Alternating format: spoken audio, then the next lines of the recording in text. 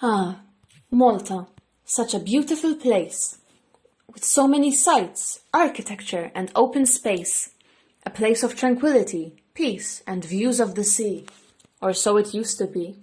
Every morning, schools start their day with our dearest poem, Lil Din L'Art Helwa, and to those who don't know what that means, it means Malta, our sweet sacred land. My Nannu always tells me stories about times when Malta didn't have any cars, and not even planes. Now take a look around, and I assure you that all you will see are buildings and cranes, digging, destroying, taking over and erasing all of what our Malta used to be. Our beauty quickly perishing, and soon to be just another part of our pretty little island's history. And how could we forget our beloved Gozo, our loving neighbours just a boat away? Such a magical place. Every step on that land makes my heart beat at such a steady pace. Gozo, the place that we just love to visit, our getaway place, a paradise. Even if it means just a few days, we just have to get away from Malta's mayhem, chaos and misery. But people are greedy. They don't really care for sea, land, animals and our national heritage. No, they don't care for that kind of green.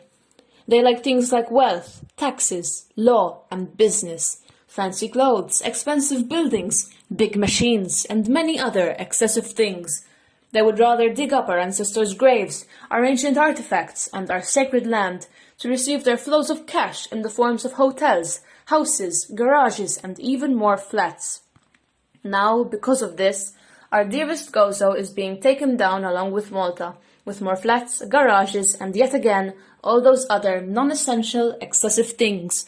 We don't want more cranes, or planes, and not even trains. We just want our land back, our voices heard, and restoration of our ancestral terrains.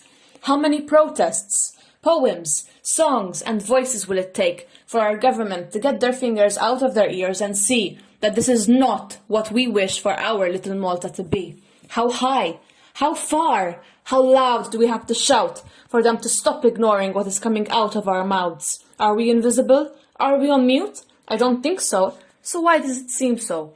Inħawlu aktar siġar għal ambjent aħjar. Okay, sure, good job.